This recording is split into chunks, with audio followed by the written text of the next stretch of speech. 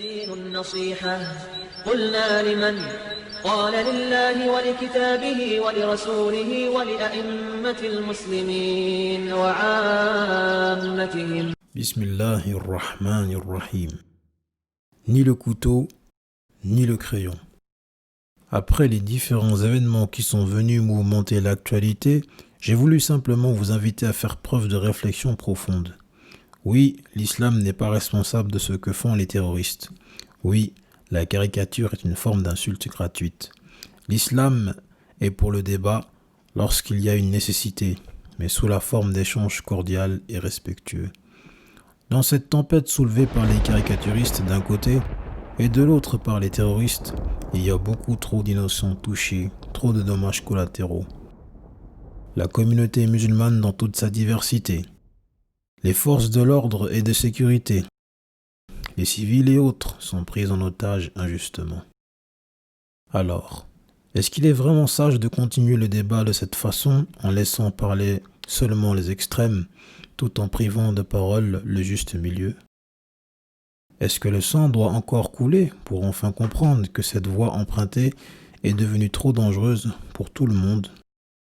N'est-il pas plus sage de renoncer à certaines libertés pour garantir plus de sécurité?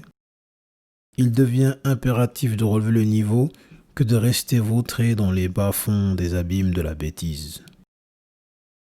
Nous sommes tous dotés d'un esprit critique pour échanger sur le fond et non pas rester toujours bloqués sur la forme.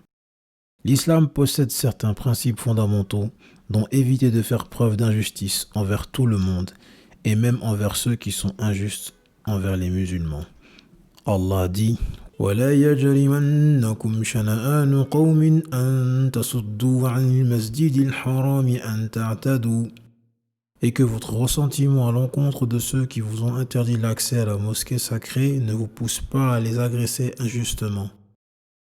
Ou encore يَا أَيُّهَا الَّذِينَ آمَنُوا كُونُوا قَوَّامِينَ لِلَّهِ شُهَدَاءَ بِالْقِسْطِ ولا يجرمنكم شنآن قوم على ألا تعدلوا اعدلوا هو أقرب للتقوى واتقوا الله إن الله خبير بما تعملون. Ô vous qui avez cru, pratiquez la justice dans le seul but de plaire à Allah et soyez les témoins les plus impartiaux. Et que votre ressentiment à l'encontre de vos ennemis ne vous pousse pas à les traiter injustement. Soyez au contraire juste envers eux. Voilà une manière d'agir plus conforme à la piété. Craignez donc Allah qui est parfaitement informé sur ce que vous faites. Cette évidence est confirmée par le comportement du prophète Mohammed sallallahu alayhi wa sallam face à ses ennemis, et cela est une preuve qui vient confirmer le caractère véridique de sa prophétie énoncée dans les saintes écritures comme la Torah avant qu'elle se trouve à falsifier. Al-Ata ibn Yasar a demandé à Abdullah ibn Amr ibn al-Asr radiyallahu anhu qu'Allah l'agrée, décris-moi les attributs du messager d'Allah sallallahu alayhi wa sallam dans la Torah. Alors il a dit, d'accord, par Allah, il est décrit dans la Torah par des qualités présentes dans le Coran. Ô prophète, nous t'avons envoyé en tant que témoin, annonciateur de bonnes nouvelles et avertisseur, et protecteur des illettrés. Tu es mon serviteur et mon messager. Je t'ai surnommé le Mutawakkil, celui qui place sa confiance en Allah. Il est ni dur, ni rude et ni tapageur dans les marchés. Il ne répond pas au mal par le mal, mais il pardonne et passe outre. Allah ne l'a pas fait mourir jusqu'à ce qu'il n'ait réformé le culte dévié par son biais et que les gens aient dit « La ilaha illallah ». Il n'y a aucune divinité digne d'adoration en toute vérité, excepté Allah. Avec cette réforme, il va ouvrir des yeux aveugles, des oreilles sourdes et des cœurs enveloppés et imperméables.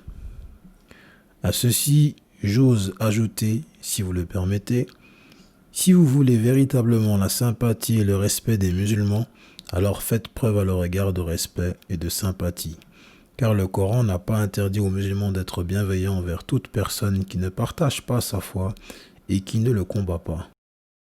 Allah dit لا ينهاكم الله عن الذين لم يقاتلوكم في الدين ولم يخرجوكم من دياركم أن تبروهم وتقسطوا إليهم إن الله يحب المقسطين.